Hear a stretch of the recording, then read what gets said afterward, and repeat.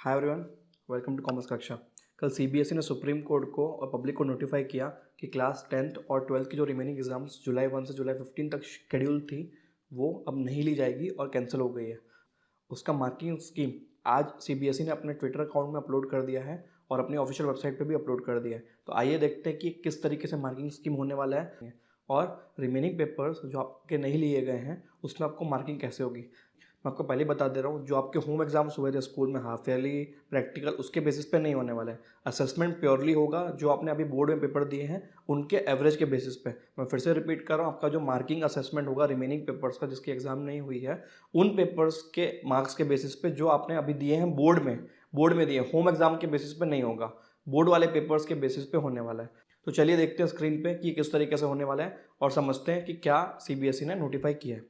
तो सबसे पहले देखिए, सीबीएसई का ट्विटर अकाउंट खुला हुआ है। सीबीएसई नोटिफिकेशन, इसने क्या नोटिफाई किया है, प्रेस रिलीज निकाला नोटिफिकेशन। इसको हम एनालाइज करते हैं। Keeping in view the request receive from state government and the change circumstances as on date, क्या क्या उन्होंने नोटिफाई किया ऊपर से पढ़ लेते हैं। Examination of class 10th and 12th which was schedule from July 1 to July 15 stand cancel. मतलब 12th की भी कैंसिल हो गई, क्लियर हो गया। कल तक क्लियर नहीं हुआ था कि 12th की लेंगे या नहीं लेंगे, बट आज ये सीबीएसई ने क्लियर कर दिया कि 12th की एग्जाम नहीं होने वाली है। मतलब आप 12th में हो तो आप, अगर आपने 1920 में 12th की एग्जाम दी है तो आप खुश हो सकते हो कि रिमेनिंग पेपर नहीं लिया जाएगा और 10th का भी नहीं लिया जाएगा। आगे, assessment of the performance of student, मतलब जो बचे हुए पेपर है in the cancelled examination will be done on the based on the assessment scheme as suggested by competent committee. CBSE के कंपिटेंट कमेटी ने जो भी सजेस्ट किया है वो देखते हैं आगे क्या है। Result based on afford assessment scheme will be declared by 15 जुलाई 2020। देखो 15 जुलाई को आपका रिजल्ट आ जाएगा, 15th ऑफ जुलाई को आपका रिजल्ट आ जाएगा। However for class 12th CBSE will conduct an optional examination. देखो ऑप्शनल मतलब आप चाहो तो कर सकते हो, ना चाहो तो मत देना। अगर आपको ऐसा लगता है कि जो असेसमेंट हो रहा है उससे आपके मार्क्स कम आएंगे तो आप ऑप्शनल एग्जाम दे सकते हो, बट मैं सजेस्ट करता हूँ कि मत देना, क्योंकि अगर उसमें कम मार्क्स आ गए तो वो फाइनल मान लिया जाएगा। ठीक है, फिर कोई सुनवाई नहीं कि सर पहले का असेसमेंट दे दो, एवरेज दे दो, वो सब कुछ नहीं होगा। अगर आप ऑप्शनल ऑप्ट करते हो तो उस पेपर में आप बैठोगे और जो मार्क्स आपको मिलेंगे वो फाइनल मान लिए जाएंगे। As soon as conditions are conductive, मतलब कंडीशन कंडक्ट करने के लायक हो जाएगी, host result will be declare on the basis of assessment. वो उनको अलाउ किया जाएगा optional examination to improve their performance if they wish so. अगर उनकी मर्जी है, मतलब स्टूडेंट की मर्जी होगी तो ही ये अलाउ होगा। ठीक है, for candidate in class 10th no further examination will be conducted and the result declared by the CBSE on the basis of assessment scheme will be treated as final. 10th के लिए कोई extra examination नहीं होने वाली है। For class 12 the result declare by CBSE will be considered as final, वो final मान लिया जाएगा जब तक वो ऑप्शनल के लिए ऑप्ट नहीं करता स्टूडेंट। ठीक है, अब देखते हैं कि असेसमेंट किस तरीके से करने वाले हैं वो लोग। जो स्टूडेंट क्लास 10th और 12th में बैठे थे, who have completed all the examination, their results will be declared based on their results will be declared their results will be declared based on their performance in the examination। मतलब exam जो अभी आपने दिए, board के जो paper आपके हो गए थे मार्च के महीने में, उन पेपर्स के बेसिस पे आपका कैलकुलेशन किया जाएगा। For student who have appeared in the examination in more than, ठीक है, जिनके 3 से ज़्यादा सब्जेक्ट में एग्जाम लिख लिए गए हैं, the average of the marks obtained in best 3 का एवरेज लिया जाएगा। बेस्ट 3 सब्जेक्ट्स का एवरेज लिया जाएगा उन स्टूडेंट्स के लिए जो 3 से ज़्यादा एग्जाम दे चुके हैं, मतलब 4 एग्जाम या 5 एग्जाम। और वैसे स्टूडेंट जिन्होंने ओनली 3 सब्जेक्ट्स दिए हैं, वैसे स्टूडेंट्स जिन्होंने ओनली 3 सब्जेक्ट्स लिए हैं, the average of the marks obtained in best two subjects will be awarded in the subject whose examinations have not been conducted. मतलब जिसका इक्वल टू 3, जिन्होंने 3 ही एग्जाम दिए हैं, उनके बेस्ट ऑफ 2 सब्जेक्ट्स के मार्क्स का एवरेज लेके बाकी के सब्जेक्ट में मार्क्स अलॉट कर दिया जाएगा।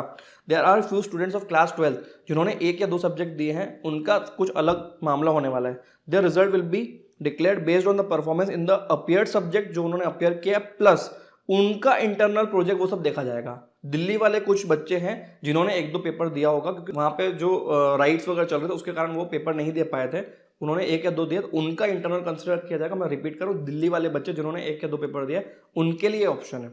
तो चलिए नंबर के साथ समझते हैं कि आपका असेसमेंट कैसे होने वाला है, एक आधा एग्जाम्पल लेके। ठीक, मार्किंग स्कीम और असेसमेंट। मार्किंग स्कीम और असेसमेंट केस 1 या केस 2। केस 1 क्या है कि आपने 3 सब्जेक्ट दिया है, मतलब 3 ही सब्जेक्ट दिया, 3 से ज़्यादा नहीं दिया। तो क्या होगा, बेस्ट ऑफ 2 सब्जेक्ट लोगे। मान लो आपके टोटल 5 पेपर जिसमें से 92, 81 और 94 आपके हो गए थे। ये पेपर 1, 2, 3 हो गया जिसमें आपको मार्क्स ऑब्टेन है 92, 81 और 94। क्लियर। तो आपके पेपर नंबर 4 पेपर नंबर 5 बचे थे रिमेनिंग। तो इसमें मार्क्स किस तरीके से मिलेंगे, बेस्ट ऑफ 2 सब्जेक्ट बोला उसने क्या बोला, बेस्ट ऑफ 2 सब्जेक्ट। उसने बोला कि बेस्ट ऑफ 2 सब्जेक्ट के बेसिस पे मार्क्स अलॉट किए जाएंगे। कैसे होगा, देखो इन 3 में बेस्ट ऑफ 2 कौन सा हो, पेपर नंबर 1 हुआ बेस्ट ऑफ 2 और पेपर नंबर 3 हुआ जिसमें मुझे 92 और 94 मिला है। तो इनका एवरेज लिया जाएगा। एवरेज कैसे लिया जाएगा, 92 प्लस 94 डिवाइडेड बाय 2। तो कैसे आएगा ये, 92 प्लस 94 डिवाइडेड बाय 2 तो 93। तो आपका एवरेज मार्क्स कितना है, 93 मार्क्स आया। तो बाकी दोनों पेपर में 93 और 93 मिलेगा। और अगर आपका केस ऐसा जिसमें आपने 3 से ज़्यादा पेपर दिए, मतलब 4 या 5 पेपर दिए, तो बेस्ट ऑफ 3 सब्जेक्ट लिया जाएगा। 3 सब्जेक्ट्स का एवरेज लिया जाएगा जो बेस्ट है। ठीक है, तो इस केस पे आ जाइए। Case number 2, appeared in more than 3 subject, मतलब 4 या 5, बेस्ट ऑफ 3 सब्जेक्ट लिया जाएगा। फिर से केस देखिएगा, 1, 2, 3, 4 आपने अपीयर कर दिया पेपर जिसमें आपको मिला 90, 92, 85 और 94 और पेपर 5 आपका बचा था। इसका मार्क्स कैसे आएगा, तो सर देखो 85 है वो सबसे लोएस्ट परफॉर्मिंग पेपर है इस कैंडिडेट का, तो 85 को आप हटा दो, बाकी के 3 का एवरेज ले लेंगे। ठीक है, बेस्ट ऑफ 3 मतलब कैसे होगा देखिएगा, एवरेज कैसे आया, 90 प्लस 92 प्लस 94 डिवाइडेड बाय 3, ये उसका एवरेज मार्क्स आ जाएगा। 90 plus 92 plus 94 divided by 3।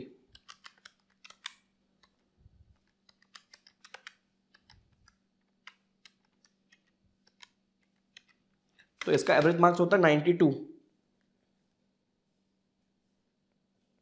92 marks के एवरेज में आए। तो इस कैंडिडेट को पेपर नंबर 5 जिसकी एग्जाम जुलाई 1 से जुलाई 15 तक होने वाली थी, उसको एवरेज मिलेगा 92 मार्क्स। तो इस तरीके से एवरेज लिया जाएगा बेस्ट ऑफ 2 या बेस्ट ऑफ 3 का। आई होप आपको क्लियर हुआ होगा कि आपका रिजल्ट कैसे डिक्लेयर होने वाला है। और आप भूलिएगा मत कि आपके पास ऑप्शन है। अगर आप इतने ज़्यादा कॉन्फिडेंट हो कि आप बेटर मार्क्स परफॉर्म कर सकते हो और एवरेज के बेसिस पे आपका मार्क्स कम आया है, तो आप ऑप्ट कर सकते हो। बट सारे के सारे टीचर सजेस्ट करेंगे और मैं भी सजेस्ट करता हूँ कि आप ऑप्ट मत करिए। जो हो गया, रिजल्ट लीजिए और आप हायर स्टडीज़ के लिए प्लान करिएगा।